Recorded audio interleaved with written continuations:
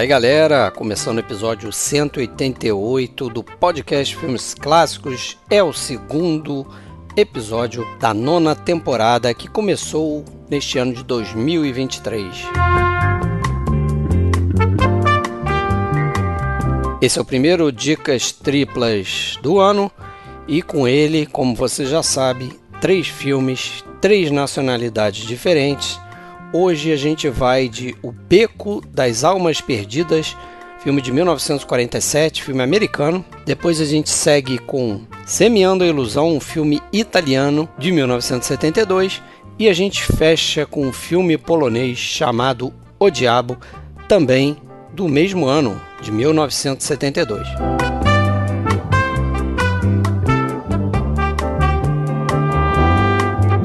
Pessoal, é sempre importante deixar aquele recado. Se você tem uma conta no iTunes, não esquece de classificar a gente por lá. Quem sabe até escrever um review, porque uma vez que você faz isso, você ajuda a gente no algoritmo da plataforma. O podcast acaba ficando mais acima na lista de podcasts dele. A gente tem mais exposição e assim mais ânimo, mais empolgação para fazer esse trabalho aqui.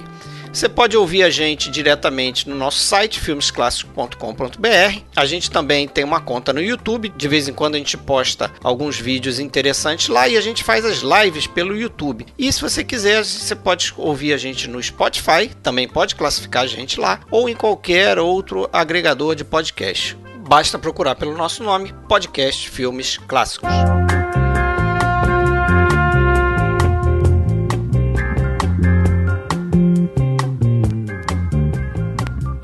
Mais um Dicas Triplas então, galera, para nossa coleção. Eu, Fred Almeida, falando do Rio de Janeiro mais uma vez. E desta vez vamos para Blumenau para receber os outros 2 participantes. Alexandre Cataldo, falando de Blumenau. Tudo bem, Alexandre? Tudo bom, Fred? Como é que você tá? Tudo tranquilo. Calor pra caramba no Rio de Janeiro. Ar-condicionado hoje aqui. Não sei se o pessoal tá escutando aí. Por aqui esquentou também. Vazando no microfone. Pois é, todo lugar.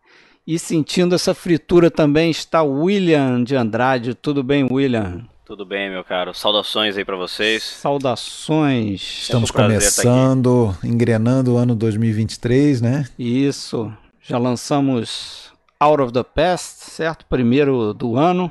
E agora estamos no segundo episódio da temporada 9.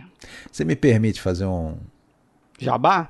Não, um parênteses antes de a gente começar a falar dos filmes. A gente não costuma fazer esses parênteses não, porque a gente sabe que o pessoal que escuta a gente gosta da nossa direto ao ponto, objetividade, não tem enrolação, não tem ha-ha-ha.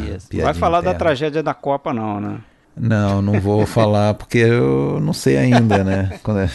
Mas assim, recentemente, há algumas semanas a gente recebeu um comentário elogioso, entre aspas, no YouTube, que é muito comum, né, no YouTube.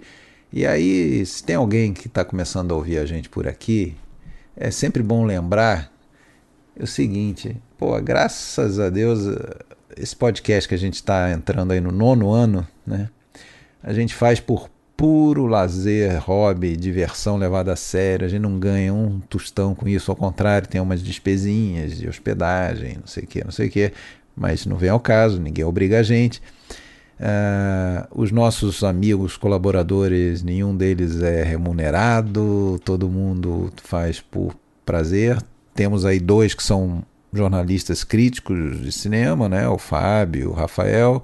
Os outros, como eu, como você, Fred, o William, somos apaixonados, né, pelo cinema, mas a gente não é profissional da área e nunca se vendeu como tal, né? Até porque a gente não vende nada. Então, assim, os amigos, as pessoas que seguem a gente, que escutam e gostam, legal, ficamos super felizes, porque na verdade a gente está aqui batendo papo sobre o que a gente gosta. E é o que eu sempre falo, se uma pessoa assistir um filme, conhecer um filme, porque eu falei dele aqui, para mim a missão já está cumprida. Então assim, quando o cara vem falar assim, vocês são muito ruins, tá, eu acho que o problema é mais a tua expectativa, né? Principalmente no YouTube isso acontece muito, porque às vezes o desavisado entra lá achando que vai ver o filme de graça, e não é ali tá bem claro, podcast. Tudo bem, às vezes o cara não sabe nem o que é um podcast, né? Então ele vai atrás do filme. Mas agora ele tem que aprender a ler, porque eu tô botando aviso lá dizendo que não se trata do filme. Então isso reduziu bastante esse tipo de comentário. Mas às vezes tem e é muito ruim. Tudo bem. Sempre tem. Bom, mas aí no caso específico, né? Se caso o cara, apesar de falar isso, esteja ouvindo a gente, bom é o canal dele, né? Que você falou que tinha 0 seguidores, 1 seguidor. 1 seguidor e 0 vídeos postados. Ele tinha um vídeo publicado com 0 visualizações. Acho que eu nunca vi um vídeo com 0 visualizações. Porque você mesmo vai lá e visualiza o vídeo, né? Pois é. Acho que nem ele quis. Nem ele gostou. Mas enfim. Mas tudo bem. É que assim, quando é aquela coisa, né? Quando a palavra dura, a ofensa vem, dependendo de quem for, é um elogio, né? Ela se torna um elogio. Então, mas os trolls estão por aí, né? Hoje é muito fácil você entrar em qualquer Fecha lugar parênteses. e postar um comentário desse tipo e você está escondido atrás do anonimato. Mas é isso. A gente não engana ninguém, a gente não é charlatão. E falando em charlatão... Vamos começar com um grande charlatão. Seu filme. Vamos lá. Boa sequência. Vamos começar então com um filme americano que eu escolhi. Né? Tenho escolhido muitos filmes americanos, fazer o quê? Minha formação. Colonizado. Pois é. Mas é ele, o filme que eu conheci como O Beco das Ilusões Perdidas, mas que atualmente, poético, né? Atualmente se chama muito de O Beco das Almas Perdidas. Eu não sei como vocês conheceram esse filme. Pra mim conheci já com os dois. Eu já sabia que tinha esses 2 títulos. Cara, eu conheci esse filme em 2005, quando ele foi lançado em DVD, na coleção da Fox, de clássicos, noir e tal. E depois eu li que foi quando esse filme realmente ele foi redescoberto por uma nova geração de cinéfilos. Ele foi aquele tipo de filme fetiche, né, dos cinéfilos.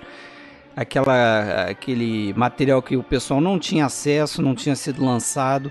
E isso porque tinha lá uma confusão entre o produtor e a Fox. Então foi um desses filmes que teve essa luta judicial e acabou sendo tardiamente lançado em DVD. E quando foi lançado foi, como você falou aí, redescoberto, né? Queria saber o que vocês acharam do filme, para eu falar depois um pouquinho. Eu gostei. É um filme que eu não conhecia. Não tinha visto. Você conhecia? Não tinha visto. Tinha ouvido falar ou não? Já tinha ouvido falar, mas nunca tinha parado pra assistir. E essa é, cara, acho que não só o Dicas Triplas, né? Mas um dos maiores prêmios, assim, que eu tenho aqui em gravar com vocês, justamente essa coisa do ganho pessoal. Essa é a remuneração. Essa é a remuneração, porque não só no Dicas Triplas, mas vocês já me convidaram para gravar episódios sobre filmes que eu não tinha visto, eu tive que assistir para poder gravar. Mas isso acontece comumente no Dicas Triplas, né? E, pô, achei baita filme, cara. Curti pra caramba. Eu já conhecia, nessa época eu falei 2005, mas agora, curiosamente, era um filme que eu só tinha visto naquela época. Eu revi agora pela primeira vez, ou seja, vi 2 vezes. E eu lembrava de ser um filme extremamente sombrio, assim, no sentido... né? Isso confirmou... É um filme assim que ele tá dentro do cânone do filme noir, porém ele é um pouquinho diferente por algumas razões. Primeiro, por ele ser uma produção A da Fox, né? Não é como a maioria dos noir ali, uma produção mais de baixo orçamento e tal. E tá dentro de um grande estúdio. E segundo, assim, porque mesmo pro padrão de história típica do noir, ele é muito muito pesadinho, muito amargo. Ele tem algumas características do noir, né? Evidentemente, mas se a gente comparar, por exemplo, com o filme que a gente abriu o ano, né, o Fuga do Passado, que é um dos noirs mais quintessenciais, né, mais não tem puros, nada a ver. Você vê essa história aqui, você não tem um detetive, né, que geralmente tem em vários filmes noir, você nem sequer, se eu não me engano, tem uma arma ou um tiro disparado. Né? Tem uma hora que aparece a arma que é aquela vizinha... aparece com a arma, né? Porque vê o Stan. Bem rapidamente, né? Mas ela não chega a disparar. Mas é uma coisa assim, passa batido isso aí, né? Se você não notar. Não tem muita violência, né? Tem violência talvez psicológico. Eu acho que está mais nesse campo psicológico mesmo, né? E ele é tido como você falou, né, como um dos noirs mais pessimistas, apesar de a gente depois pode comentar no spoiler aquele final que é um final do produtor, né? Mas se você olhar para a história, para a origem da história, que é o livro do William Lindsay Gresham, parece que o livro é muito mais sombrio, muito mais para baixo. E é aquela história tradicional de ascensão e queda, só que aqui a queda é muito brutal, né? Parece que foi, inclusive, a ideia de comprar os direitos foi do ator, né? O Tyrone Power, que era um cara muito ligado a filmes, né? Os clássicos Sessão da Tarde, Capa Espada, Zorro, muito papel Galã das romântico Matinês, também. né? Ele queria um pouco mudar essa imagem depois de voltar da guerra, né? Onde ele participou como piloto da Marinha e tudo, né? E ele queria papéis um pouco mais, assim, que mostrassem outras nuances. Ele até já tinha feito em 46 O Fio da Navalha, né? Isso. E segue nessa, que inclusive é do mesmo diretor, né? O Golden. Isso. Ele leu esse livro em 46, quando foi publicado. O Gresham, ele escreveu esse livro inspirado em histórias que ele ouviu quando ele estava na Espanha, lutando a Guerra Civil Espanhola. Ele conheceu um sujeito lá que contou para ele várias histórias sobre esse circo de atrações, né? Esse carnival, né? Que eles chamam. E uma dessas histórias era justamente sobre a história que você pode dizer que é o principal ali no filme, que é a história do geek, né? Que na tradução eles chamaram de selvagem, né? Que esse cara contava que existia esse tipo de pessoa que o cara às vezes estava tão ali no vício, né, alcoólatra e tudo, e o cara se colocava numa posição de que ele aceitava fazer esse papel de uma aberração ali que mordia selvagem. Galinha viva, arrancava a cabeça de cobra, né? Coisa inclusive que ficou de fora do filme, né? Isso foi amenizado. O filme deu toda essa maquiada.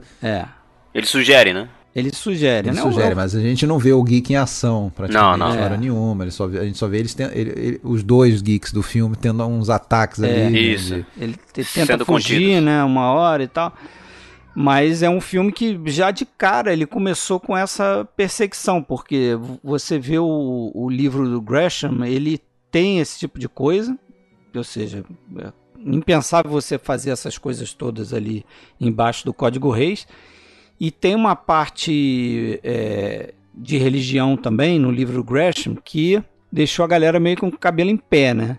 O Zanuck não gostava, o cabeça da Fox, ele não gostava dessa história, então ele não foi muito a favor do projeto, só que o Tyrone Power era um cara muito poderoso ali, era o principal ator da Fox, né? Então ele deu a forçadinha dele para fazer, quero fazer isso aqui. Muda o final, né? Que eu acho que você vai deixar pra falar nos spoilers. No final a gente fala. E muda também numa cena, parece, naquela questão lá do Ezra. Aquele magnata lá, que é das vítimas dele, né? Não fica explicado por que ele... Ele tá pedindo desculpas pro fantasma, da entre mulher, aspas, né? Da ex-mulher dele, sei lá. Da mulher, né? Mas que, na verdade... No livro isso fica claro, porque a mulher teria morrido num aborto lá meio clandestino, né? Ele foi fazer um aborto nela e a mulher morreu. Então ele teria forçado, né, ela a fazer um aborto. Então, isso é impensável de ter num filme americano daquele período.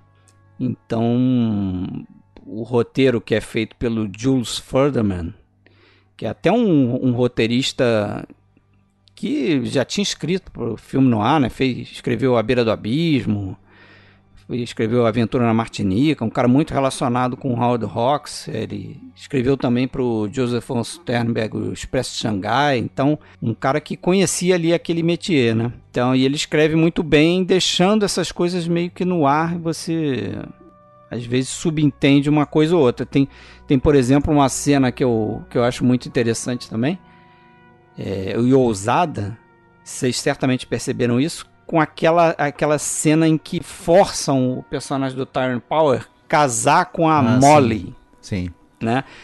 Ali se só me permite uma parte, ali no instante anterior àquela cena, para mim fica claro que tá faltando alguma coisa, um pedaço ali, que na edição eles tiveram que cortar alguma coisa que não fica claro. Eu acho que é justamente o momento em que eles se beijam ali fora e tal, e provavelmente depois eles têm relações e tudo, mas aí essa coisa, nada disso aparece. Já aparece eles na cena seguinte com outra roupa, mas depois... E aí a gente não entende se é na sequência, se é no dia seguinte, e aí depois, pelas perguntas dos demais, é que a gente entende que aquilo ali pela a reação sequência dela, né? É o mais tarde daquele mesmo momento. Aí, cortou muito estranho. Mas ali fica claro que eles tiveram relações sexuais. A menina lá, Molly, a protegida do fortão lá, né? Do Bruno. Do bando, né? O Mike Mazurki. Mike Mazurki. Isso, sim. O Bruno, personagem Bruno. E aí isso é interessante também, tem um certo código de ética ali entre eles, né? Quer dizer, você desvirginou a menina, tu vai casar, e é curioso que esse código, ele faz um contraponto depois no filme, né? Porque depois o personagem do Tyrone Power, o Stanton, vai se envolver com a alta sociedade, e tu vai ver que na alta sociedade não rola muito esse código moral, não, né? As pessoas são mais traiçoeiras ali, ele vai descobrir isso, sem a gente precisar revelar muito o filme. Isso que é interessante, né? Porque no começo da história, quando ele tá ali no Carnival, né? É praticamente uma trupe de circo aquilo, né? Isso. Enfim, são pessoas que também vivem de uma certa enganação do público, mas são enganações meio bobinhas, assim, que não tem grandes consequências e tal, né? Dá pra dizer assim, o cara paga-se são pra os se enganadores enganar, do bem, são os enganadores do bem, né? E depois ele vai para coisas mais pesadas, né? Quando ele acha que daí cresceu demais para aquele pessoal, ele já usou a Zina, né? A personagem da Joan Blondell, para aprender o tal do código, né? Ele acha que ele é muito melhor do que aquilo ele começa a vaza. mexer com coisas grandes. Com coisas grandes. Arrancar dinheiro de milionários. Né? Pessoas que estão sofrendo com morte de entes queridos, né? Então o negócio começa a ficar mais pesado realmente. E como você comentou aí, né? Que ele seduz a Joan Blondell, depois ele seduz a Molly, né? Que é a personagem da Colin Gray. Colin Gray. Ele é uma espécie de homme fatal, né? Né? É curioso isso. Se você notar, ele é meio homme fatal, porque ele é o cara que seduz, né? Ele é o cara que corrompe. Ele vai tentar corromper a psicóloga depois, né? A Lilith, da Helen Walker. Que, aliás, eu acho excelente essa atriz, cara. Vários filmes que eu vi com ela. Ela manda muito bem. Ela tá no The Big Combo também. Teve uma carreira curta, meio trágico o final dela, mas... Ela teve um acidente, né? Grave, que limitou. Ela deu carona, um belo dia ela em Los Angeles, ela deu carona para 3 militares, na época do pós-guerra e tal, né? Então tem toda aquela coisa de você, vamos dizer, tratar bem Ela deu carona, só que parece que ela tá alcoolizada e bateu o carro, morreu um deles, os outros 2 ficaram gravemente feridos e depois esses 2 processaram ela. Enfim, ela caiu em desgraça, né? E aí só se afundou, né? Voltou a trabalhar. Aliás, eu acho que o Nightmare Alley, o filme que a gente tá tratando, foi já depois desse evento. Ela fez esse filme depois desse evento, eu tava filmando na época. Foi bem em 47. Foi a ressurgida na carreira dela. Acaba que o Tyrone Power, ele não... Essa tentativa dele de mudar a figura dele não funciona muito, né? Até porque esse filme não traz muito sucesso e esse retirado logo, né? O pessoal não queria ver ele como bad guy, né? Como um sacana. E ele volta, né, a fazer os papéis ali de galã e tal. E é outro também, né, que vai ter um fim trágico aí. O pessoal se pergunta se esse filme não é daqueles filmes amaldiçoados, né? Muita gente, né? Muita gente sofreu. Teve a Helen Walker aí, como você falou, teve Gresham que se suicidou. Inclusive, ele se suicidou no hotel em que ele escreveu o livro dele. O autor, né? O autor do livro. O Tyrone Power acabou falecendo no set de filmagem. Ele teve um ataque cardíaco quando estava fazendo um filme lá. Com 40 e poucos anos, né? 45, Uma cena de luta de espada. E curiosamente foi em função da morte dele, aí gera aquela comoção, né? Começam a fazer retrospectiva, é que esse filme passou a ser exibido na TV. Foi lançado na TV em 59, ele morreu em 58, ele voltou um pouco a circular, né? Mas depois disso sumiu de novo e só voltou à tona em 2005, na era do DVD. E aí eu acho que volta para entrar aí no cânone do noir, certamente. Mas tem, né, essas 3 personagens femininas ali que são bem interessantes, assim, né? Como você falou, meio que subverte essa lógica do noir. A gente não tem propriamente uma femme fatale, talvez a que pudesse mais se aproximar era a Ellen Walker. A Helen né? Walker é meio femme fatale, né? Mas porque de alguma forma ela leva ele ao caminho dele que vai seguir ali, né? No final, né? Fornecendo ali as É. informações dos ricaços ali, né? Isso. Mas assim, ele não é o típico fall guy, né? Ele também é um cara que corrompe, né? Como eu falei aí, ele é um homme fatal também, né? Então não é o típico cara que vai ser seduzido pela mulher que vai acabar com a vida dele, entendeu? E tem outros elementos de noir também, né? Que é aquela velha dualidade ali entre a moça do bem e a moça do mal, né? Sim. Então, geralmente a loura é a do mal e... Agora, eu acho legal assim, né? Uma coisa meio óbvia, mas que a gente não comentou, é que tem aquela coisa cíclica, né? Que ele vê o personagem do Pete, né? O marido da Zina, né? Que era, na verdade, era um cara como ele, antigamente, que caiu no vício, né? Caiu no vício, virou um geek.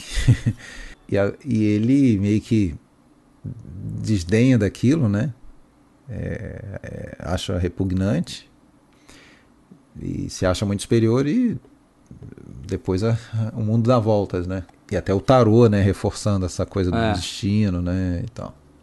Da fatalidade, né? Tem lá a carta do homem enforcado que fica aparecendo e tal. Então tu já... Na verdade, esse filme aí explora, né, bastante essa coisa do ciclo, né? Sim. Do ciclo, bastante, né? Acho que a maneira como ele começa vai ser a maneira como ele termina também. Rola bastante isso. Fecha um ciclo completo ali, fecha, né? Apesar de que, como eu falei, o produtor Zeno que forçou uma barra ali na sequência final, né? Mas tem também essa coisa legal, curiosa, esse embate psicológico. Como eu falei, o filme é muito centrado na psicologia ali. É um reflexo dos tempos, já que depois da Segunda Guerra teve um boom nessa procura de psicólogos e nos ensinamentos do Freud e tal. Então o filme está muito conectado com isso. Muitas pessoas de Hollywood passaram a frequentar psicólogos. Muita gente perdeu entes queridos na guerra. Isso, tudo, né? Aí o pessoal foi buscar ajuda, né? E também muito a questão do espiritualismo, né? Isso também está no livro do Gresham. Só que aqui no livro eu acho interessante essa batalha que tem entre o cara que se diz o mentalista, que supostamente tem o poder de ler a mente dos outros, e o profissional, no caso a profissional, que é a personagem lá da Lilith, né? Uma psicóloga que lida com a mente dos outros. Então fica essa coisa de quem é o charlatão, porque ela tem um pouco de charlatã também, né? Sim. E ele é um charlatão que às vezes você se pergunta assim, será que ele não tem algum tipo de mérito? De sexto sentido, entendeu? Sim, a gente em vários momentos fica com essa... Porque ele lê algumas coisas assim que você fala, como é que ele saberia disso, né? Sim. Ou se o cara tá meio que, como é que é? Dando um tiro no escuro e acaba acertando. Né? Ou se é meramente um chute, né? Tem algumas cenas, assim, em alguns momentos até parece uma coisa exagerada, né? Como pra mim, pelo menos naquela cena em que ele consegue dissuadir completamente o delegado lá, o policial que vai no circo para prender a Molly. E aí ele leva o cara na lábia e enfim, o cara sai quase ajoelhado. É um pouco forçado e tal, né? Porque realmente ele não fala nomes, ele não fala nada concreto, só dicas vagas. Mas ali é aquele tipo de cena pra mostrar como o cara tem uma lábia, né? Tem a manha. Tem a manha e é um cara que tem potencial, ele tem futuro naquele circo ali, né? Não, e também tem aquela cena do que concordo com o que você falou, que às vezes a gente fica até na dúvida se ele tem algum tipo de poder. Na cena do restaurante, lá em que a Helen faz aquela pergunta para pegadinha para ele, né? Ele fala, minha mãe vai ficar curada, sendo que a mãe dela já morreu, né? E ele percebe, né? Ele percebe que é uma pegadinha. Então ele, como é que ele sabia, né? Essa nem a Molly tinha como passar para ele com a entonação das sílabas, nada, né? Foi com ele o código, mesmo né? Foi ele mesmo que... Será que ele foi na inteligência dele, ele, né, percebeu que era uma pergunta capciosa e partiu para essa, ou se realmente ele tem ali algum poder sensorial? Mas o filme tem umas coisas de som que eu acho interessante também, não sei se vocês repararam, tem um momento justamente nessa cena das cartas que o Alexandre citou, que sai aquela carta do homem enforcado, e quando o Tyrone Power sai do apartamento, há uma sutileza ali no som, que bem no fundo a gente escuta o barulho do Geek, que a gente ouviu lá no início do filme, gritando. Uma coisa bem sutil, você escuta o grito lá, quer dizer, já está começando a conectar algo que a gente espera. Porque também a gente vai falar isso no spoiler, mas também não é nada assim, né? Que seja surpreendente para as plateias de hoje. Né? Ascensão e queda, né? Mas a gente deixa para comentar mais no spoiler. E é legal também aquele lance da produção, né? Que eles construíram no estúdio lá uma verdadeira feira de atrações ali, o Carnival, né? Quase real, né? O real. Inclusive diz que gente de outros estúdios ia lá para se divertir. Foi o Dana Andrews, a John Fontaine teriam ido lá. Eles contrataram atrações reais, né? Como que seria uma tradução para esse Carnival? Seria um circo de horrores? Sei lá, não sei. A gente não tem muito essa cultura, né? No Brasil, acho que não teve isso, mas é isso aí, é um circo de horrores mesmo, né? De atrações meio paranormais e de freaks, né? Não chega a ser um parque de diversões tradicional, né? Mas tem lá suas bizarrices, né? Como bom filme noir, tem uma fotografia altamente estilizada, né? Aqui no caso é o trabalho do Lee Garmes. E aquela, para mim, a melhor cena nesse sentido é aquela cena dentro do escritório da psicóloga, que a gente vê aquelas sombras na parede, são todas, parecem barras assim, né, justamente para mostrar a clausura ali daquele ambiente e um personagem meio que prendendo o outro, né. Lee Garmes, né, é um diretor de fotografia de renome, né, dá pra dizer. Ele tinha feito muito, acho que, filme de gangster, né, nos anos 30 também. E ele não era muito do noir, né? Ele era, acho que mais de fazer dramas e tal, mas o cara capturou a ideia ali, né? O tipo de filme que ele tava fazendo, né? Bom, o próprio diretor também não era um diretor, também né? Não era, muito né? ligado. O Goldwyn era... Pelo menos as coisas que eu mais lembro do Goldwyn são aquela sequência de filmes que ele fez com a Bette Davis, né? Vitória Amarga. Isso. Agora eu não vou lembrar de todos os nomes, mas entre 38 e 42 ali, ele fez uns 4, 5 filmes com a Bette Davis. Ele tinha feito também O Fio da Navalha. Mas o Goldwyn, realmente, ele é um cara que ninguém lembra, né, cara? Ele tem alguns bons filmes ali, principalmente aí como você falou no início do... Ele fez o Grande Hotel, filme que ganhou o Oscar. Com a Greta Garbo. Eu não conhecia detalhes da vida pessoal dele, mas dizem que ele era um depravadão, né? O cara era chegado no... Drogas, sexo, rock and roll. Só não tinha rock and roll na época. Bissexuais, regada a drogas.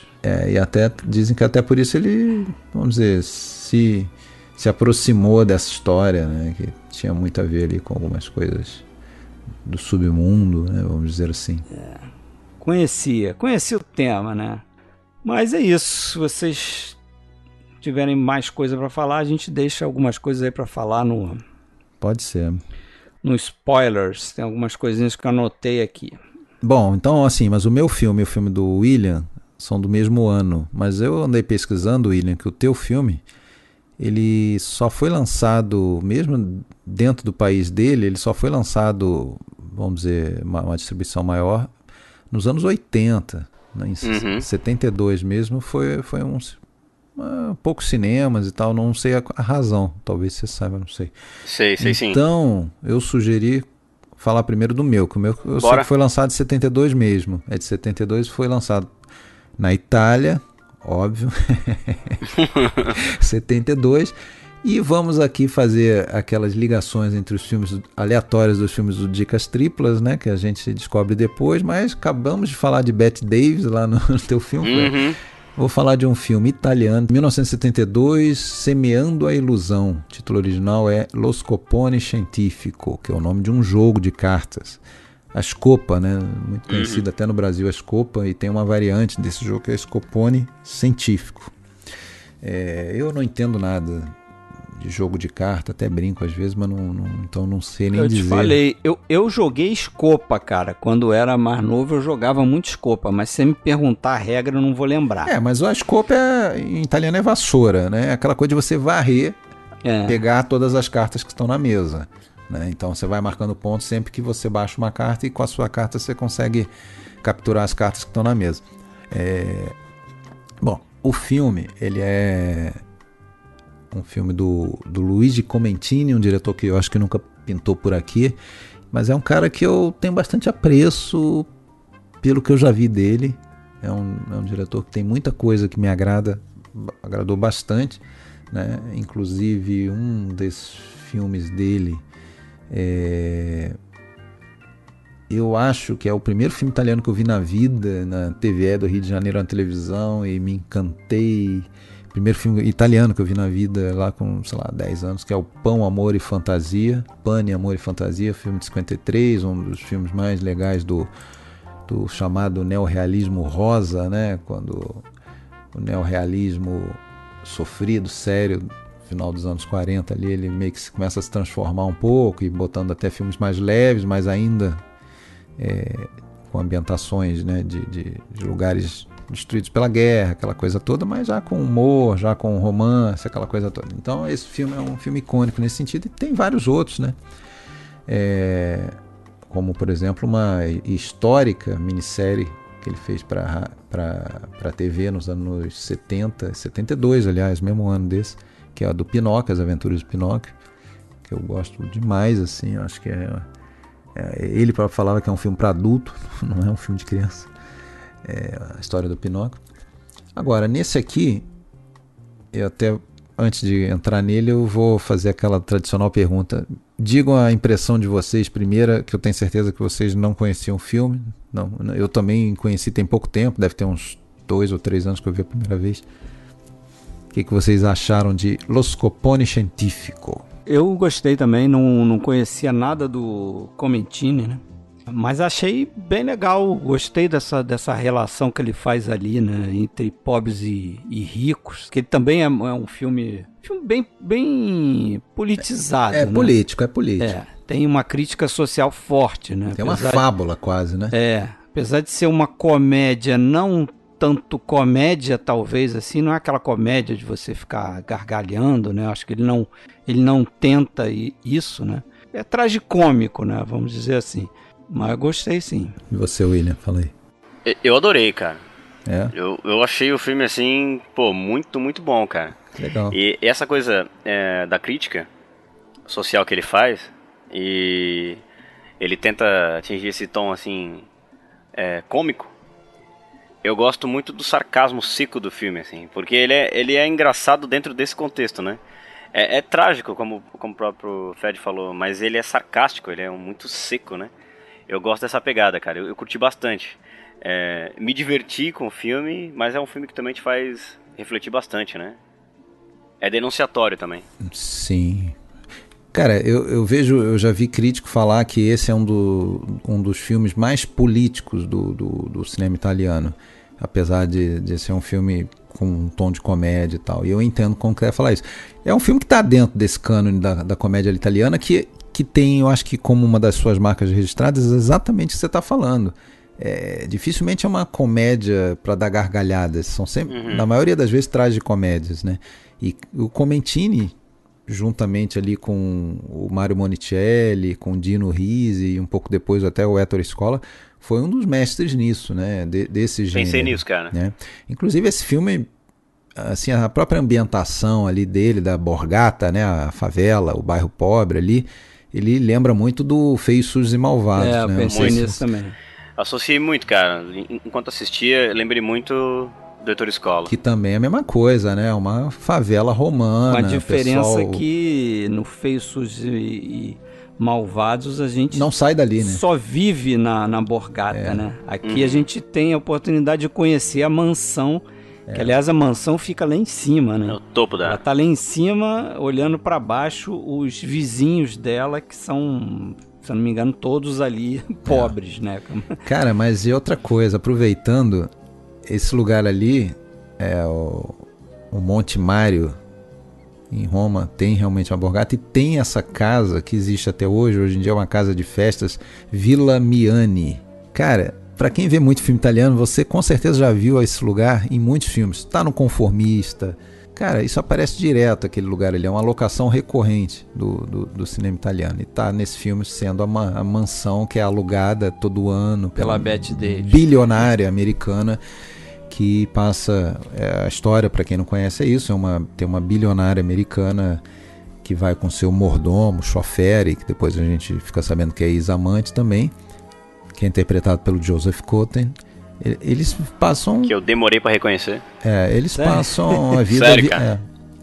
Eles passam a vida viajando em busca de uma eterna, vamos dizer, primavera, né? Sempre pegar os lugares do mundo onde está o clima mais ameno, né? E ela, como viciada no jogo de cartas do Scopone científico, ela sempre faz questão de, chegando nos lugares, ter lá os parceiros, os patos, né? Que ela vai sempre ganhar deles, né? Porque ela não precisa de ganhar o dinheiro, né? Que ela já é podre de rica, mas ela tem essa competição, né? O prazer em humilhar, na verdade, e aí entra todo o simbolismo do filme, né?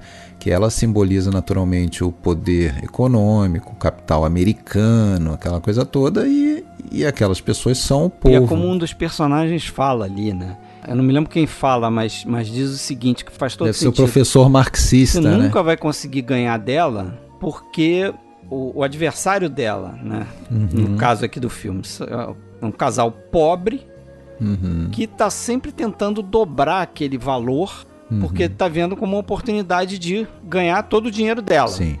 Só que ela tem tanto dinheiro que chega um momento que ela vai acabar ganhando. E aí ela vai reverter a situação. E aí você vai acabar saindo sem nada, porque ela provavelmente vai reverter aquilo ali, vai ganhar e vai querer encerrar o negócio. Esse que você falou é um professor marxista ali, que é o único, que vamos dizer, estudado ali naquele lugar, né? Que é interpretado por que traz o livro. O Mário Carotenuto. Ele é um cara...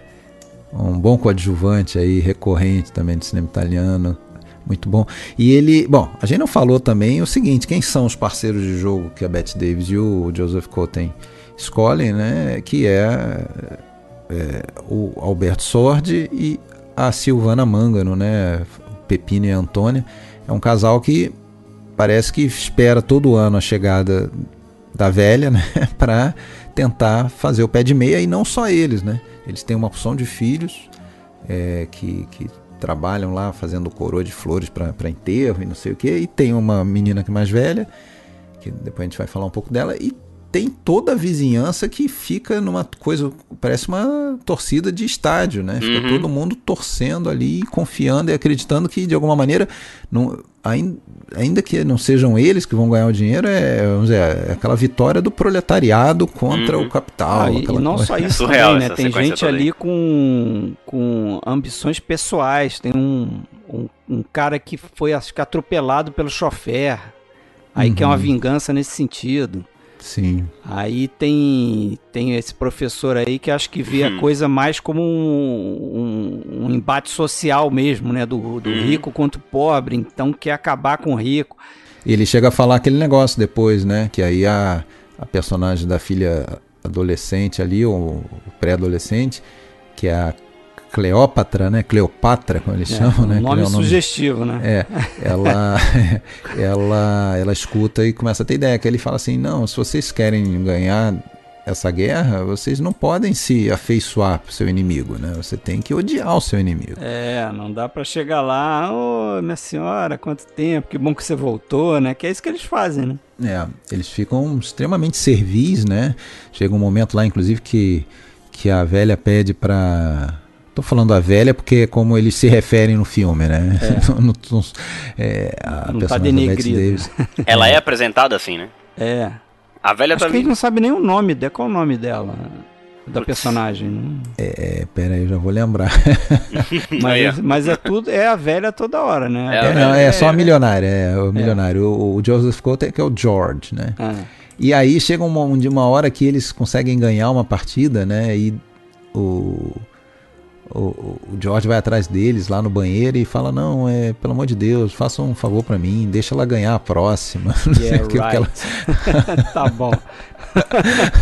Vai nessa, ela né? fica impossível quando perde. Ela acerta a cabeça dele lá com um negócio lá, com um prato, sei lá, né? E depois a gente até começa a ver que ela adota umas atitudes assim de se fazer de vítima, e daí a pouco a gente começa a perceber que é meio fingimento ali, que na verdade tudo é estratégia para acharem que ela tá na pior e vamos ganhar fácil, vamos aproveitar agora para ganhar tudo, dobrar, e no final ela vai lá e vai acabar, né, se dando bem. Essa mistura atípica, né, de elenco, apesar de, né, a gente cansa de ver ator americano em filme italiano, mas nesse caso Bette Davis, né, de onde que foi isso? Isso foi uma ideia, né, que o Comentini teve, mas ele falou, não, mas ela não vai aceitar. Aí o produtor falou, não, vai lá, e convidaram ela aceitou fazer, inclusive por 1/10 do salário costumeiro dela, só que a condição que ela colocou, que ela queria levar o Joseph Cotten, né? Que eles eram muito amigos, né? Desde a, vamos dizer, Era de Ouro lá de Hollywood. Feito 2 filmes juntos, né? E o Joseph Cotten realmente é um cara que, vamos dizer, depois de ficar mais velho, sumiu, né? Então, provavelmente até numa de arrumar um trabalho para ele, né? Aí tem um problema, que aí é um problema que não dá para contornar, né? Da dublagem. Até porque a Bette Davis, a gente conhece a voz dela é muito peculiar, né? Me incomodou bastante também nesse filme. Mas não tem como contornar, né? Não é um problema do italiano. Se ela estivesse fazendo filme alemão, ia ser a mesma coisa. Ela ia ser dublada em alemão. Tem que dar uma licença pra isso aí. Sim. Daqui a pouco, com inteligência artificial, esses deepfakes aí, a gente vai ter uma dublagem feita com a voz da Bette Davis falando em italiano. Mas até lá, é isso aí que vai acontecer. Mas esse filme aí, político, anárquico e tal, ele foi escrito por um cara que até é importante citar. Não sei se vocês já ouviram falar desse roteirista do cinema italiano, Rodolfo Sonego. Eu escutei uma entrevista ali com a mulher desse cara, um podcast antigo já, que ela foi entrevistada, e aí ela falava que diziam que o Rodolfo Sonego era a esposa do Alberto Sordi, né? Porque ele escreveu mais de 50 filmes para o Alberto Sordi, foi o cara que criou aquele personagem recorrente do Sordi, do italiano, vamos dizer, que não é um vigarista completo, mas é um cara que quer levar vantagem, quer, né, meio dizer, de mocó, né? Ele trouxe à tona aqueles pecados do homem comum, de querer se dar bem, de querer não ser tão ético assim. Garantiu dele, né? Ficou muito vinculado à imagem do Alberto Sordi, né? E essa figura que foi tudo escrito sempre pelo Rodolfo Sonego. Tem até um livro que foi escrito sobre o Sonego que se chama Rodolfo Sonego, se chama O Cérebro de Sordi, né? O cara que criou esse personagem. E parece que uma das partes mais complicadas para escrever esse roteiro foi que todas as partidas que a gente vê no filme, elas eram partidas verdadeiras, testadas. Não estavam ali os atores fingindo que estavam jogando e botando uma carta qualquer. Aquelas partidas faziam sentido, assim, no jogo verdadeiro, né? E tinham sido praticadas e tal, né? E aí entra também uma outra coisa que é do Comencini, que desde o começo da carreira ele é um cara que pegou ali já no início da época do neorrealismo, fez documentários e meio que sem querer, ele até não sabe me explicar como que ele entrou nisso, mas os primeiros filmes dele são muito focados em crianças, né? O primeiro longa dele é Proibido Roubar, de 48, que até é mais ou menos um remake de um filme americano lá com Spencer Tracy, o Boys Town, né? A Cidade dos Meninos, que é um padre que quer tirar os delinquentes da rua e tal, no caso em Nápoles ali, que é até o Adolfo Cherry que faz. Então ele sempre cuidou desse universo. Mesmo em outros filmes em que a criança não era protagonista, sempre tinha uma criança que, vamos dizer, era meio que dava aquele ponto de vista diferenciado, às vezes meio que a consciência, né, que os personagens adultos não têm. E nesse filme a gente vê claramente isso nessa personagem da Cleopatra ali, da Cleópatra, né, que é uma menina chamada Antonella Di Maggio, que não era atriz, foi a mulher do Rodolfo Sônego que achou ela e tal, como aliás ele fez em vários filmes, né, pegar pessoas assim vamos dizer, daquele ambiente mesmo. A menina tá excelente, eu acho, assim, naquela coisa justamente de ter sempre aquele olhar crítico, né? Parece que ela sabe o que tá rolando sempre, né? Ela sabe que... Ela tá sempre sisuda, né? Desde o início parece que ela sabe que eles não vão ganhar nunca. Eles não vão ganhar. Isso é tudo conversa fiada, não vamos nos ferrar novamente.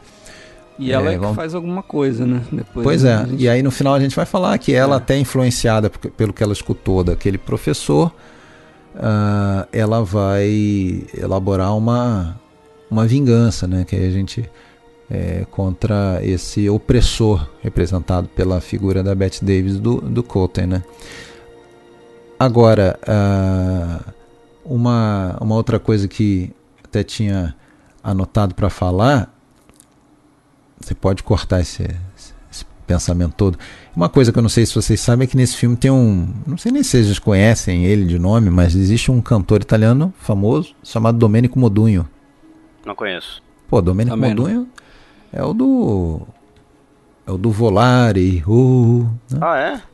Então ele trabalhou como ator em alguns filmes e ele faz o Riqueto, né? Aquele cara que... Eu sei quem é. É o cara que vai lá no final, é o jogador profissional, né? Também isso, mas que também se ferra.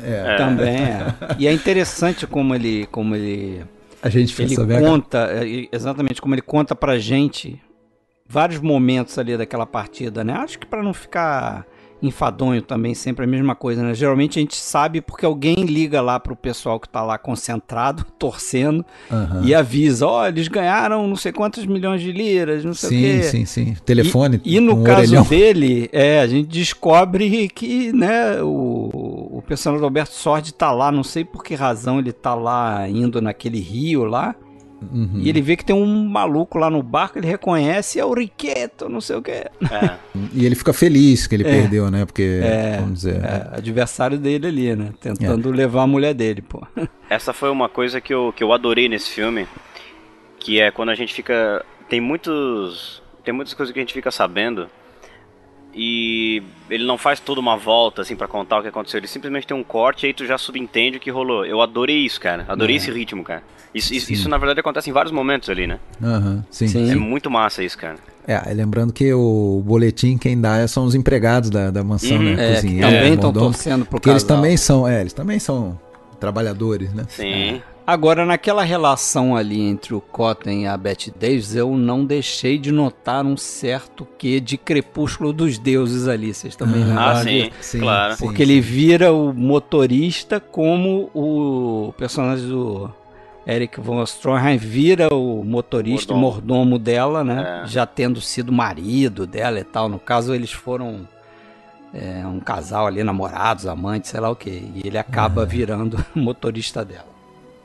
É verdade. Uma acenada de chapéu aí pro Billy Wilder. É verdade.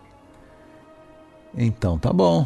Então, vou deixar o final pro final. vamos lá, vamos pra loucura agora.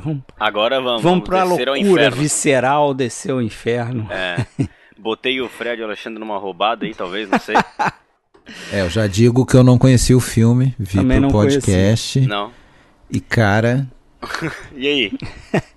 Me diga Não, suas assim, impressões Primeiro aí. vamos lá, o filme que a gente vai falar é O Diabo, Diabel, O Diabo. né? De 72. filme polonês. Andrei Zulawski, né? Isso. E é isso aí que o Fred falou. É uma histeria, uma loucura total esse filme aí, né? Eu assisti esse filme há muitos anos atrás. Eu peguei uma promoção na época quando tinha Lume ainda. E em algum site tava rolando uma promoção só de filmes Lume. Eu comprei uns 12.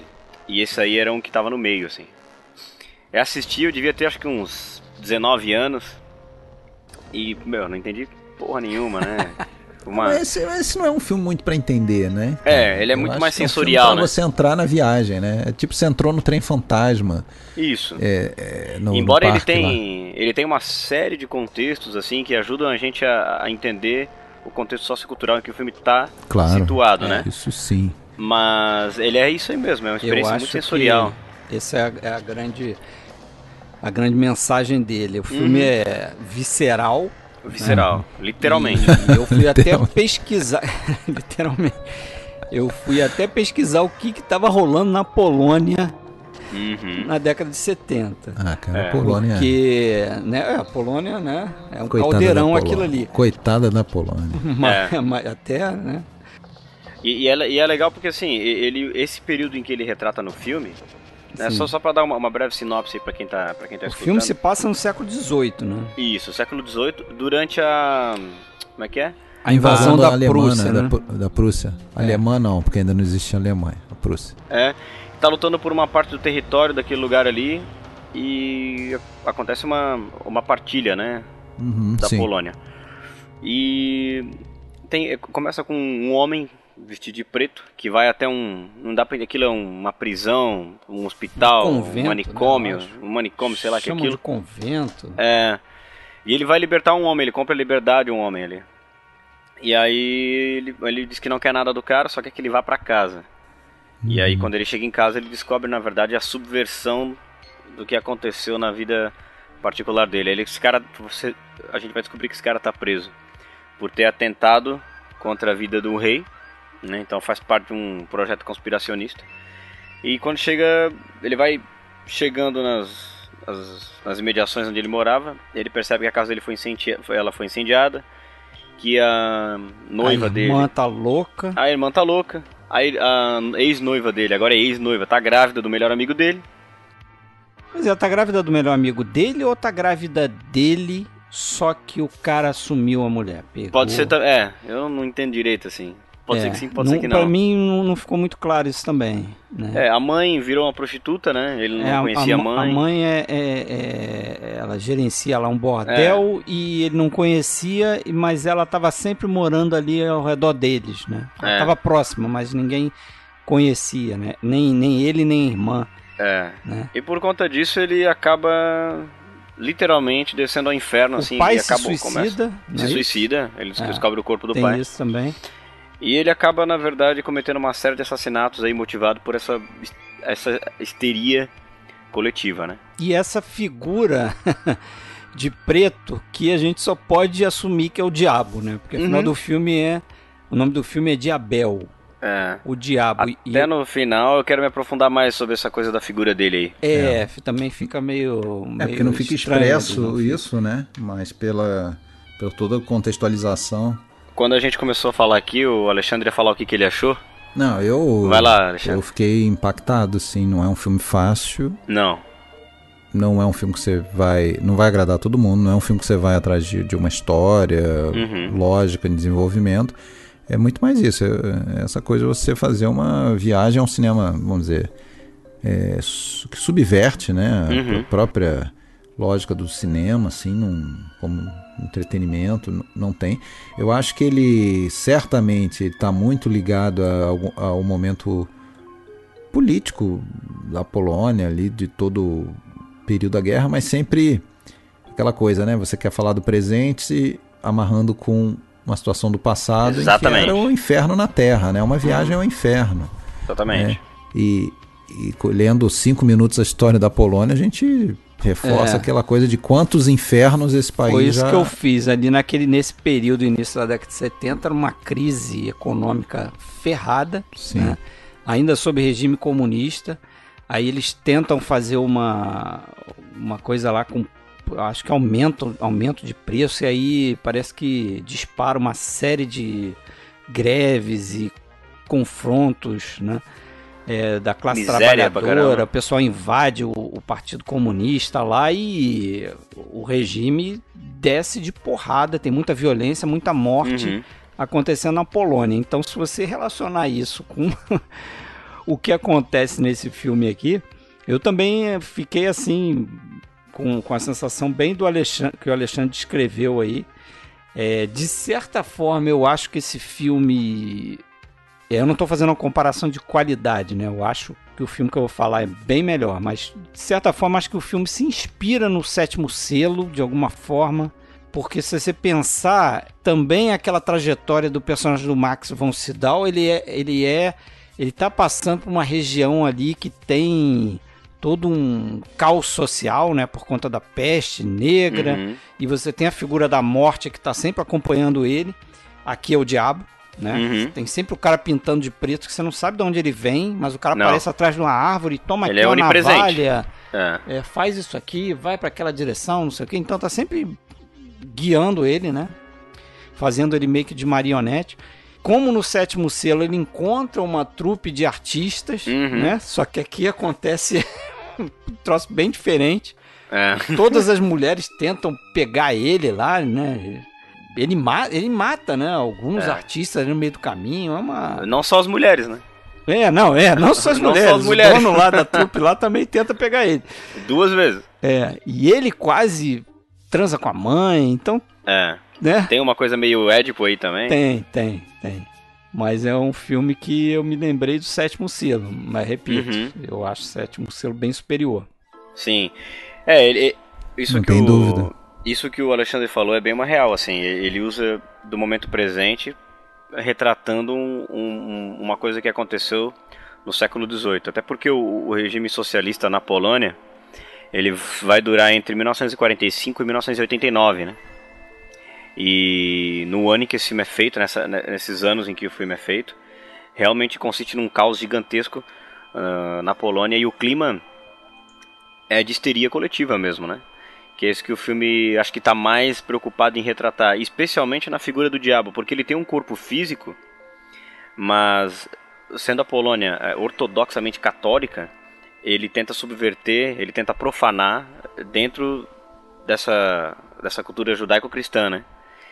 Então a impressão que você tem é que o diabo ele não está só personificado ali num ser humano, numa figura em si, mas ele também ele adquire uma proporção atmosférica no filme. Se tu for parar pra ver, é sempre dia, no filme todo. Mas ele tem um azul gelado, uma neblina no chão, um negócio assim, estranho. A floresta, as árvores são meio pretas, meio que fazendo sombras nela mesma, assim. É um negócio muito, muito louco. A impressão que dá é de que o diabo tá na violência do filme, e acho que ela se traduz dessa forma no título, realmente, o diabo, né? E é uma coisa meio que atmosférica, assim, cara. Que com certeza é o clima que se tem, né? Numa guerra, num ambiente caótico, do jeito que era naquele momento. E, assim, ele teve que usar muitas dessas alegorias e símbolos, porque o filme poderia ser censurado. Mesmo assim, o filme foi censurado por razões óbvias. Foi banido, inclusive, do país, que vai levar o diretor a se exilar na França, né? Onde ele vai fazer um outro filme lá em 75, que é o Importante Amar, né? Dele eu só tinha visto Possessão. Possessão. Né? Ele com a Isabelle Adjani, Sanil, né? Eu confesso que eu não vi nenhum. E eu gostei. Eu gosto bastante também de Possessão. Mas nessa linha do horror, né?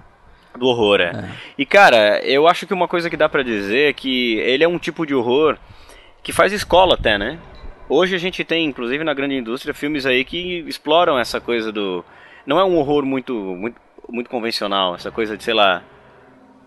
Porque o cinema americano meio que botou uma marca, né? De ter um assassino, uma pessoa que comete crimes. Ele é um horror de uma forma realmente amalgamada, né? Existe um espírito de histeria mesmo, e o horror consiste nisso, né? É um horror mais real, né?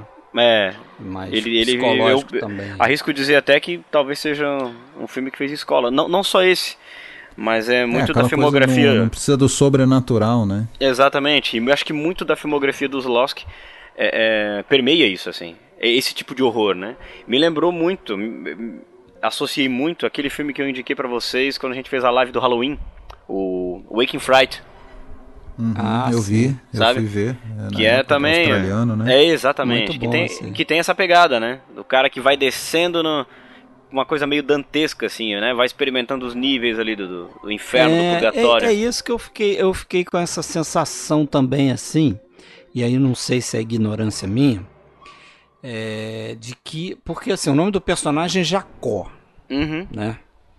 Isso não é por acaso. Você tem Jacó, você tem o diabo.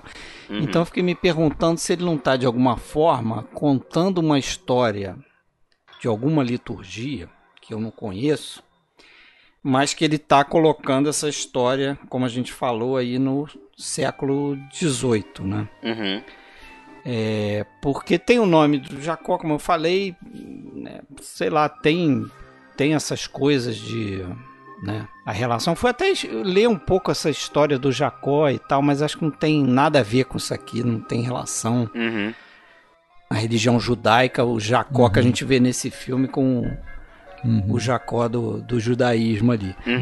Mas eu fiquei com a impressão que fosse uma história assim, né? Não sei se tem alguma coisa. Agora, essa escolha sua, né, de um filme polonês faz a gente lembrar, né, do quão rico é o cinema do leste europeu, né, e a gente fala pouco dele, né, tem os batidões, né, insensatos até da Polônia, todo mundo vai falar do Polanski, todo mundo vai falar do Kieslowski, por exemplo, mas há outros diretores aí, né, de renome, né, como eu falei Polanski? Falou. Não, eu queria falar do cara do canal lá, o Vajda, né? Sim. O Vajda da trilogia lá do canal e Cinza de Diamantes, né? Isso. Me socorre aí, Fred. E o outro é o... não lembro. Enfim, filme que eu até gosto bastante, mas eu não lembrei o nome do filme agora. Mas o... Da República Tcheca, da Hungria, quanta coisa boa teria pra gente falar, né? Já apareceu um húngaro aqui, né? No Dicas Triplas aí. Fui eu que já indiquei apareceu também. Um húngaro. É verdade. Você é o rapaz do leste europeu, então. Então podemos esperar um filme tcheco na próxima. E o cinema polonês, ele tem uma história antiquíssima, tá? Tinha um cara lá, inventor, que consta que ele inventou uma paradinha lá 2 anos antes, inclusive, dos irmãos Lumière, em 1893, um aparelho similar lá dos irmãos Lumière. E então ele tem uma história, mas aí, claro, né, até por conta dos períodos de guerra e tudo, muita coisa se perdeu, e eu acho que a coisa vai se afirmar realmente no pós-guerra. O auge da Geração Canal e Geração, Diamantes. Isso. Eu estava tentando lembrar o nome do primeiro, que é o Geração, 55. Olha, uma coisa que eu acho também primordial nesse filme, que até que acimenta o clima dele, é a trilha sonora, né, cara? Ia falar isso também, que tem uma música meio dissonante, né, cara? Isso, dissonante. Ela não combina com... Ela é moderna, né? É moderna, até porque, a gente tá em 72. Tem guitarra ali, não tem não? Tem guitarra com wah-wah, tem... Né? E assim, ela tem uma estrutura meio progressiva, experimentalista, assim, né? Ela dá literalmente o tom da loucura, do caos que existe ali, né? E tem umas sequências que parecem sequências de sonho. Na primeira parte do filme, por que eu digo primeira parte do filme? Porque quando ele vai se deparar, quando ele sai da prisão, ele vai se deparar com o presente de uma vida que ele tinha, e em muitos momentos ele vai gritar de dor, de decepção, de desespero, e a voz dele é muda e toca música, né? Pode ver, ele grita, você não ouve o grito dele. Música. Ela, vamos dizer, é anacrônica em relação ao tempo da história, né? É que nem o Fred falou, ela é moderna, a gente tem bateria, tem umas guitarras cheias de wah-wah, É bem louco isso aí. Tem umas baterias com um tamborzão que fica uma coisa muito louca, assim. E em vários momentos ela vai dar o tom dessa histeria, assim. Essas sequências que quando ele encara, sei lá, o pai morto, ele vai gritar, que ele fica mudo de voz, e aí a música aumenta, e aquilo... E é engraçado que a música, ela vai sempre chegando num ápice, mas o ápice ele parece que não chega, né? Você é levado para uma outra sequência. Eu chamo isso de primeira parte porque ele é apresentado esses fatos, esse presente do que a vida dele se tornou, né? E não sei se vocês percebem isso, mas depois ele vai voltar novamente, exatamente para os mesmos lugares onde ele foi desde o começo, nessa coisa cíclica, né? Ele volta a encontrar a companhia de teatro, ele volta para casa onde ele viu a noiva dele pela primeira vez. Volta pra irmã, né? Volta pra irmã, né? A casa incendiada dele. Volta pro bordel. É como se esses personagens fossem primeiro apresentados pra gente, o protagonista confrontasse eles, e depois ele vai fazer de fato a descida ao inferno, né? Vai mergulhar na loucura num segundo ciclo espiral do filme, né? Você vai ver esses personagens novamente, né? E a música vai se intensificando, ela tem uma estrutura meio progressiva, assim. É bem interessante, cara, a trilha sonora desse filme. E perturbadora. Também. Legal. Então, assim, eu acho que E de início, acho que já falei tudo deles. Se vocês quiserem falar alguma coisa, podemos... Eu só queria dizer que da mesma maneira que você falou no início, né? Que a sua paga é conhecer novos filmes, acontece o inverso também, né? E já não é a primeira vez em que eu conheci um filme por sua causa. Pô, massa, bicho. A gente coleta também, pô. Claro, legal demais. Então vamos aos spoilers, senhores. Bora. Vamos lá.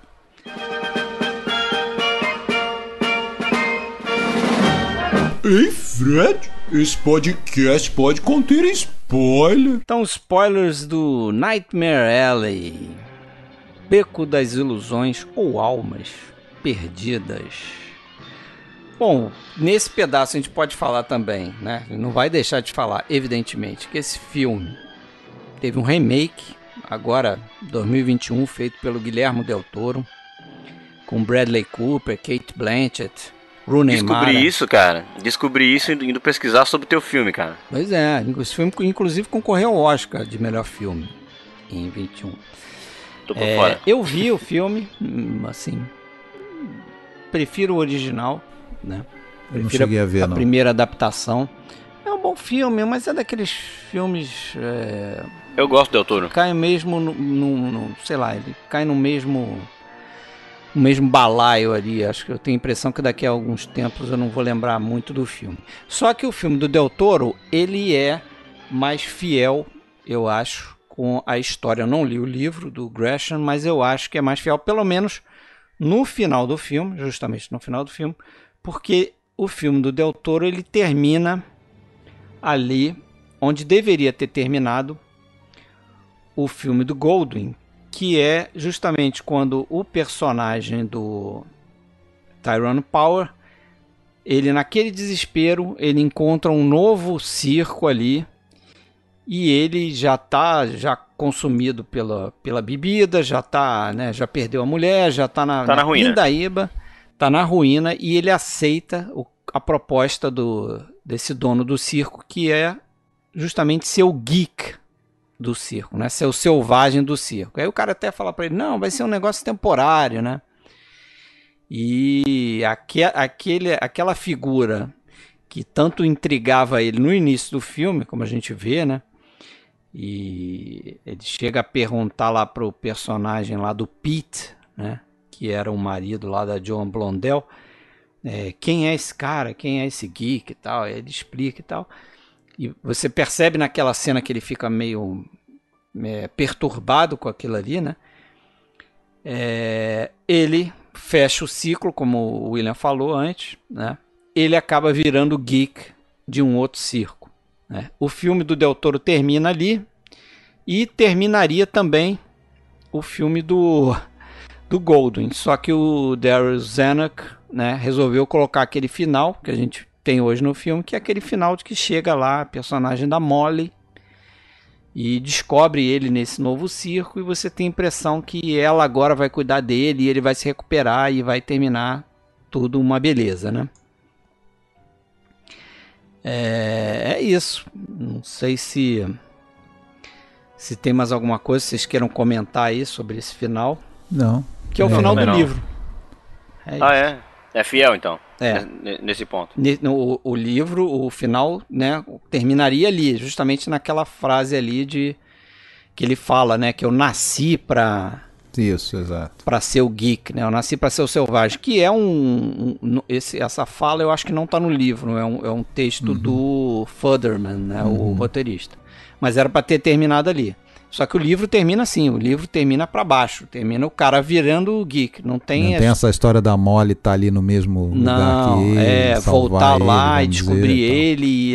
Não, agora vai estar tudo bem, eu vou te salvar, né? Não tem isso. Isso é coisa Acalmar a fera. Realmente aquilo ali terminou de um jeito bem incomum, né? O produtor tentando salvar ali um filme que ele não gostou. Salvar na cabeça dele, né? Enfim. Isso, na cabeça dele. Pra gente poder ficar sem, né? Uhum. Mas é isso. Vamos então para os spoilers do Semeando a Ilusão. Vamos lá. Vamos sim. Sempre que eu vou falar dos spoilers, eu lembro de outras coisinhas que eu deixei de falar. Uma coisa curiosa é que esse diretor, o Comencini, ele nasceu na cidade de Salò. Todo mundo já ouviu falar da Salò por causa do filme do Pasolini, Salò, que foi capital lá da República Socialista Italiana do Mussolini, né, no final da guerra. Instalou lá, se mudou de Roma para lá para continuar tentando se salvar no final da guerra. Então, essa cidade maldita de Salò. E outra coisa da produção que eu esqueci de falar é que houve algumas rusgas, né, entre a Bette Davis e o Sordi, né, porque o Sordi, ele era um cara estrela, né, da companhia. Ele estava acostumado a ter os filmes escritos para ele, não é diferente aqui, roteiro escrito pelo roteirista de confiança dele e tal. E, você tem a Bette Davis no set, você não vai conseguir dominar a coisa, né? Então ele ficava o tempo todo tentando sobrepujar. Como ele sabia que o filme ia ser dublado, em alguns momentos em que a fala era da Bette Davis, ele ficava mexendo o lábio para que depois ele convencesse o diretor a botar uma fala ali por cima da fala dela. Enfim, ela percebia e ficava pé da vida e reclamava. E ele botava os famosos cacos, né, as improvisações, falava uma palavra que não estava no roteiro e ela ficava doida e reclamava e parava o take para reclamar. Ela chegou a apelidá-lo de Alberto Sordid. Enfim, ele se recusava a falar inglês, né? E ele sabia arranhar o inglesinho lá, mas ele se recusava a falar inglês no set, só para deixar ela mais danada. E esses estrelismos. Bom, mas o final do filme, o que vai acontecer é aquilo, né? Que eles só perdem, apesar de estarem sempre na expectativa da sorte grande. E no final, quando a véia e o seu mordomos / chofer / ex-amante vão já pegar o voo para ir embora, eles vão até o aeroporto para se despedir. A menina leva lá uns docinhos, né, uns biscoitos que ela fez para a velha, um sinal de boa vontade e tal, mas que a gente sabe que não é, né? Porque a gente já viu que ela fez mais cedo, ela comprou veneno para rato. Fica evidente ali quando ela compra aquele veneno que tudo já... Então ela vai tentar, e o interessante é que lá no aeroporto eles ainda fazem uma última mão lá de jogo, né? Pra perder tudo de vez, né? Ficar devendo o agiota lá, sei lá. Isso, exatamente. E agonia isso aí, cara. Perdem. E aí a menina entrega lá as flores e a caixinha de biscoitos e tal. Ou bolachas, né? Se você é de Santa Catarina do Sul. Ou de São Paulo. E aí a gente já sabe ali que é a única tentativa de vingança, né? A gente nem sabe se vai dar certo, se ela vai comer efetivamente. Vai comer o Joseph Cotton. Mas enfim, ela tá lutando a guerra, né? De verdade, contra o inimigo, simbolizado pelo filme. Lembrar que o Comencini, assim como vários outros diretores de cinema italiano, ele era comunista, ele era filiado a partido mesmo, e ele, enfim, esse filme, mas muitos deles, os mais inteligentes, os que me agradam mais como diretor, eles não tratam disso de uma maneira direta, né, fazendo filmes panfletários, declaradamente políticos, panfletários, de uma maneira sutil, como aqui, né? como aqui, em que você tem aquela luta, né, o povo que tem aquela coisa, aquela emoção, a flor da pele, aquela torcida lá do pessoal, que até nas horas lá, daquelas cenas até incomoda, né? Porque eles só falam gritando, contra aquela frieza, aquela coisa, aquela tranquilidade, quem sabe que cedo ou tarde vai ganhar mais, né? Então, esse filme é sobre isso, é um filme bem político. Filmaço. Era isso. Legal. Eu queria para dizer, vamos para os spoilers do O Diabo. Diablo. Então, como eu falei antes, o diabo tá amalgamado na atmosfera do filme, mas ele também tem uma personificação física, né? E durante o filme tu percebe que esse cara é meio onipresente, cada vez que rola um clímax profano, um assassinato, uma coisa, esse cara sempre aparece, dá as dicas dele, dá as conclusões dele. E quando chega no final a gente tem como é que eu vou dizer, a cena que corrobora com a ideia de que o filme dos Laos é um protesto com o que está acontecendo na Polônia socialista do início dos anos 70, né? Porque ele se revela alguém que está a serviço de algum tipo de investigação conspiracionista, né? Ele leva lá no final ele encontra uma pessoa onde ele entrega lá um papel onde supostamente ele quer fazer uma delação de nomes que ajudaram o tal do Jacó nessa conspiração, né, a tentar contra a vida do rei. Pois é, isso é curioso, porque ele vai no Jacó, ele colhe lá a assinatura dele, e o Jacó até pergunta para o diabo lá, né, para essa figura que seria o diabo. Mas por que você quer que eu assine? Você já sabe os nomes. Aí ele fala algo do tipo, se não tiver assinado, não existe. Né? É o pacto, né? Você tem. Exatamente. Aí quando ele vai entregar esse papel para essa pessoa que você falou aí, esse governante, não sei se ele é um oficial do governo, eu não sei o que ele é, mas ele vira pro diabo e ele fala algo que me confunde, porque ele fala o seguinte: muito bem, algo nessa linha, você conseguiu fazer com que ele achasse que você estava atrás da alma dele. Né? Porque afinal de contas a ideia do diabo é essa, né? A ideia do diabo é essa. Você tenta o seu objeto ali de forma que ele venda a sua alma. Você depois vai coletar a alma dele para botar lá na sua coleção no inferno. Mas aí o cara fala isso para o diabo: não, você convenceu ele que você estava atrás da alma dele, né? Convenceu os outros que você estava atrás da alma dele, mas você queria o nome das pessoas. Os nomes. Né? E acho que isso aí corrobora bem com essa ideia de protesto, né? Porque ele coloca mais uma vez esse servidor burocrata como uma mão, uma ramificação do diabo, né? Vai destruir a vida desse cara, assim, como o próprio sistema tem feito. Enfim, fica bem claro que é uma crítica aí, né? Do diretor, fica bem claro. Mas o desenrolar disso, porque não termina aí, né? Não termina aí. Depois, essa é uma parte. Quem é? É a irmã dele, não é isso? A freira? É a freira que vai. A freira... Que eu esqueci de falar antes, mas essa freira acompanha ele o tempo todo. A freira sai lá do convento porque o diabo pede para ele voltar para casa, mas tem que ser acompanhado com ela, com a freira lá. Isso. Essa freira, ela meio que fica pelo meio do caminho, mas de vez em quando ele a visita lá, né? Eles se encontram. O Jacó encontra a freira. Mas no final, o diabo estupra a freira. Não é isso? A freira castra o diabo. Isso. E ele vira um lobo. Ele morre. Ele morre como um lobo.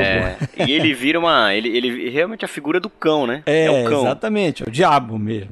Eu acho que esse filme é o Fausto do Zulawski, né? Porque o Mephistófeles que faz o... Não, sério, como é que esse filme vai passar para um grande público por muito tempo, fazer sucesso? Cinema de arte. Ainda mais numa Polônia super católica, né, cara? Tanto que a freira que acompanha ele aí, ela fica com umas expressões orgasmáticas o filme inteiro. Né? Então, assim, ele tá cutucando uma ferida mesmo. Ele quer profanar o que o Estado considera sagrado ali naquele período, né? Ele tá querendo fazer isso mesmo. E... até inclusive quando ele vai retratar essa figura do diabo a serviço do sistema, Ele tem até uma... Ele não tem aquela opulência fidalga que o Mephistófeles do Fausto tem, do Goethe tem, né? O Mephistófeles do Goethe, ele é uma figura... Ele tem uma opulência, uma aparência de fidalgo, um cara super classudo, assim. Esse não. Ele é meio afoito, meio desesperado, respiração pesada, aquele cara meio que anda tropeçando, que, né? É engraçado isso, assim. Eu acho curioso isso. Enfim, quando esse cara perde sangue lá e morre, a freira chega perto dele, ele virou a figura de um cão preto, né? É. E aí é quando o filme acaba, realmente. Mas eu acho que isso simboliza a vitória, né? Do bem contra o mal e... Enfim, teve esse fim aí. Eu não sei nem se é um filme de spoiler, né? Ele é mais uma experiência mesmo, assim. Mas enfim, eu acho que é um filme bem... Acho que é um filme bem interessante, assim, cara. Acho que é um filme... Eu revi alguns anos atrás e quis trazer pra vocês aqui. Acho que acabei revendo de novo. E foi legal rever, assim. Acho que cada vez que eu revejo, as ideias assentam mais, assim. Sim. Os três filmes foram ótimas dicas, filmes bem pra cima, né, pra alegrar o dia de vocês. Filmes bem otimistas. Bem otimistas. O cara for fazer uma maratona, ver os três num dia, o cara chora, velho. O cara cai no álcool, perde todo o dinheiro no jogo. A véia morre envenenada e é dilacerado pelo demônio. E no final tem o demônio estuprando a freira e virando o cão. Só coisa leve. Só coisa leve, tranquilona pra você. Boas recomendações do PFC aí, gente. Isso. Começamos aí. bem o ano. Começamos pra cima o ano, né? E de novo, né? Um filme no ar aí, a gente lembra que a gente teve essa ideia de pontuar aí ao longo do ano com mais filmes no ar, né? A gente até brincou que seria o ano do Noir no PFC. É claro que não vai ser só isso, mas segundo episódio já tem o segundo Noir aí aparecendo. E outros 2 grandes filmes também. Certo? Então valeu, Alexandre. Vamos nessa. Tá certo, vamos nessa. Próximo episódio é o... Não Pai sei. e Filha. Opa, Pai e Filha. Maravilha, hein?